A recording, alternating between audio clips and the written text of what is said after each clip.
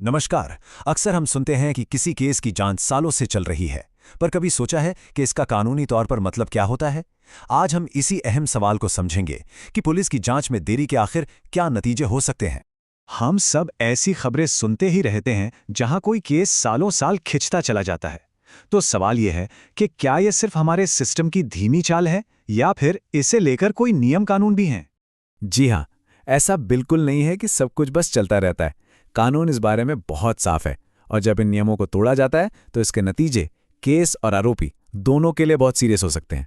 तो सबसे पहले आइए ये समझते हैं कि कानूनी भाषा में जांच में देरी का असल मतलब क्या है। देखिए, सीधे सीधे शब्दों में कहें तो जांच में देरी का मतलब है जब पुलिस बिना किसी ठोस वजह के सबूत जुटाने, गवाहों से बात करने या सबसे जरूरी कोर्ट में चार्जशीट फाइल करने में बहुत ज्यादा मतलब अनुचित समय लगा देती है। तो अब देखते हैं कि हमारा कानून इस देरी को रोकने के लिए क्या टाइम लिमिट तय करता है। इसे आप न्याय के लिए एक तरह की उल्टी गिनती की तरह समझ सकते हैं।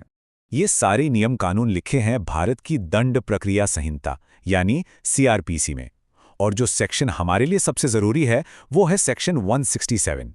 ये कानून कहता है कि अगर किसी को किसी गंभीर अपराध के लिए हिरासत में लिया गया है, मान लीजिए ऐसे अपराध जिनकी सजा 10 साल से ज्यादा है, तो पुलिस को 90 दिनों के अंदर अंदर चार्जशीट फाइल करनी ही होगी। ये इसलिए ताकि किसी को बिना ट्रायल के हमेशा के लिए जेल में ना रखा जा सके। वहीं अगर अपराध थोड़ा कम गंभीर है तो ये समय सीमा घटकर 60 दिन की हो जाती है। और हाँ, ये याद रखना बहुत जरूरी है कि ये घड़ी आरोपी की गिरफ्तारी के दिन से ही टिक टिक करना शुरू कर देती है। अच्छा, अब यहाँ कहानी में एक बहुत ही दिलचस्प मोड़ आता है। कानून इस पूरे मामले को दो अलग अलग नजरियों से देखता है और सब कुछ इस एक बात पर टिका है कि आरोपी हिरासत में है या नहीं। और यहीं पर सारा खेल बदल जाता है। देखिए, जब आरोपी हिरासत में है तो वो 60 या 90 दिन की समय सीमा एकदम पत्थर की लकीर है। अगर ये टाइम लिमिट पार हो गई तो आरोपी को डिफॉल्ट जमानत का अधिकार मिल जाता है। लेकिन अगर आरोपी गिरफ्तार ही नहीं हुआ है तो कोई फिक्स टाइम लिमिट लागू नहीं होती। पर इसका मतलब ये भी नहीं कि पुलिस जब तक चाहे जांच खींच सकती है।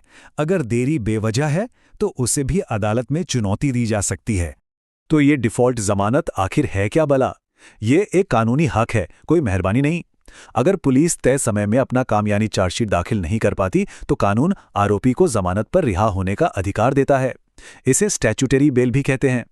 और ये सिर्फ कोई प्रोसीजर का नियम नहीं है, ये न्याय के दिल से जुड़ी बात है। भारत के सुप्रीम कोर्ट ने बार बार ये कहा है कि जल्दी जांच और सुनवाई का अधिकार हमारे संविधान के आर्टिकल 21 के तहत मिले जीवन और व्यक्तिगत स्वतंत्रता के मौलिक अधिकार का ही एक हिस्सा है। तो सवाल यह है कि अगर किसी के केस में जांच में देरी हो रही है तो किया क्या जा सकता है?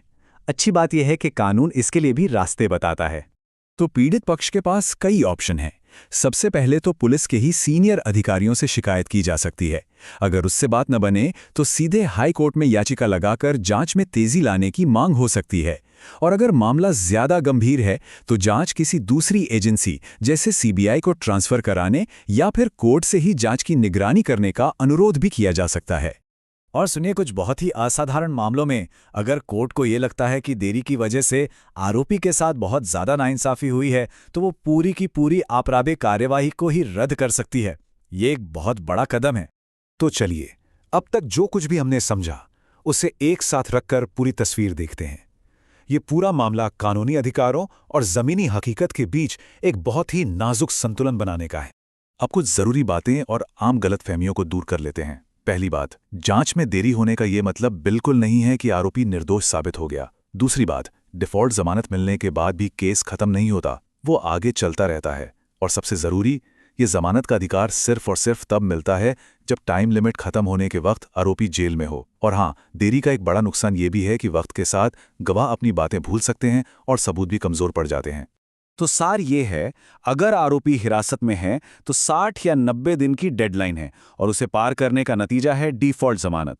अगर आरोपी हिरासत से बाहर है तो कोई तय डेडलाइन तो नहीं है, लेकिन बेवजह देरी के खिलाफ कोर्ट जाने का रास्ता हमेशा खुला है।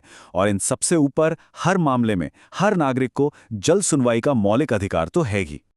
और अंत में एक बड़ा सवाल आपके सोचने के लिए, एक तरफ है एक पूरी और गहरी जांच की जरूरत ताकि गुनहगार को सजा मिले, और दूसरी तरफ है एक व्यक्ति का समय पर न्याय पाने का अधिकार। कोई भी समाज और उसका कानून इन दोनों के बीच सही संतुलन कैसे बनाता है? ये एक ऐसी बहस है जो हमेशा चलती रहेगी।